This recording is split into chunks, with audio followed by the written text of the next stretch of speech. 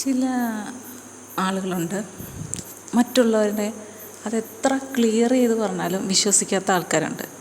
അതിലൊരു വിഭാഗം ആളുകളുണ്ട്, ഇത്തിരി പ്രായമുള്ള ആളുകൾ.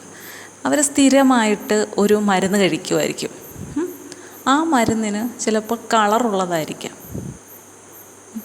നമ്മളൊരു കമ്പനി മാറി ഒരു മരുന്ന് കൊണ്ട് കൊടുത്തേ, അവരാദ്യം അതിന് സൂക്ഷ്മ നിരീക്ഷണം നടത്തും.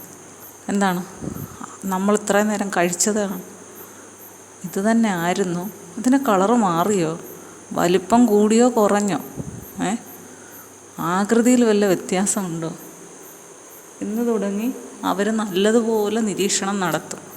എന്നിട്ട് കഴിക്കും. ഈ മനസ്സിൽ സംശയം വെച്ചിട്ടാണ് ഇവർ ഈ മരുന്ന് കഴിക്കും. പക്ഷേ ഈ സംശയം മനസ്സിൽ കിടക്കുന്നത് കൊണ്ട് ചിലപ്പോൾ അതിന് പൂർണ്ണ ഫലം കിട്ടില്ല. എന്നും കഴിക്കുന്ന മരുന്ന് മാറി എന്നുള്ളത് അവരുടെ മനസ്സിലുണ്ട്. സംഭവം അതേ മരുന്നായിരിക്കാം, എല്ലാ കണ്ടൻറ്റും ഒരുപോലെ കാണും, പക്ഷേ നിറത്തിലോ രൂപത്തിലോ ഒക്കെ വ്യത്യാസം കാണും. പിന്നെ ഈ ഗുളിക കൊണ്ടുവരുന്ന അല്ലെങ്കിൽ ക്യാപ്സൂൾ കൊണ്ടുവരുന്ന കവറിനും വ്യത്യാസം കാണും.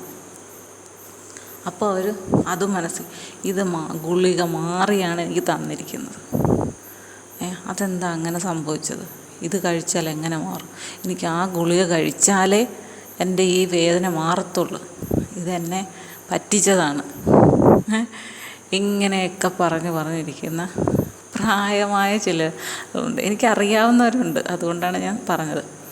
അതെന്താണ് യഥാർത്ഥത്തിൽ? അത് ഈ പ്രായമാകും തോറും കുട്ടികളുടെ സ്വഭാവമാവും എന്ന് പറയുന്നത് കേട്ടിട്ടുണ്ട്.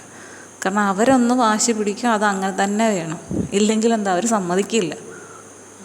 കുട്ടികളെ എന്തെങ്കിലും കാര്യത്തിൽ നമ്മൾ ഫോഴ്സ് ചെയ്ത് ഇതത് തന്നെയെന്ന് പറഞ്ഞാൽ അവർ സമ്മതിക്കില്ലല്ലോ. ഇതേപോലെയാണ് ചില പ്രായമായ ആളുകളും. അവർക്ക് വിശ്വാസമില്ല. അവർ അത്ര നാൾ ഉപയോഗിച്ചത് എന്തായിരുന്നോ അത് തന്നെയാണ് അവർക്ക് വേണ്ടത്. അതിലൊരു മാറ്റവും വന്നാൽ ചിലപ്പം കമ്പനിക്കാർ അതേ കമ്പനി തന്നെ ആയിരിക്കും, ചിലപ്പം അവരൊന്ന് കളർ മാറ്റി അല്ലെങ്കിൽ രൂപം മാറ്റിയതായിരിക്കും, പക്ഷേ അവർ വിശ്വസിക്കില്ല. പിന്നെ അത് നമ്മൾ എന്ത് പ്രയാസപ്പെട്ടായിരിക്കും ഇത് തന്നെ ആയിരുന്നു എന്ന് മനസ്സിലാക്കി കൊടുക്കുന്നത്. അതൊരു വലിയ റിസ്ക്കാണ് അല്ലേ. അതാണ് കുട്ടികളുടെ മനസ്സിനനുസരിച്ച് ആ വലിയ ആളുകളുടെ മനസ്സ് മറിഞ്ഞ് ഇല്ലേ കുട്ടികളിലേക്ക് എത്തുക.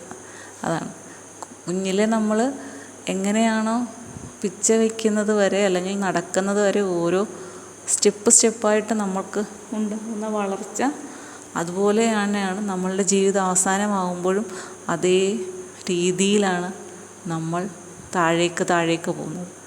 ആദ്യം നമ്മൾ ഉയർന്നു വരുന്നു അല്ലേ, ഓരോ പടികൾ കയറി വരുന്നു, പിന്നീട് ഓരോ പടികളായി ഇറങ്ങി വരുന്നു. ശരിയല്ലേ?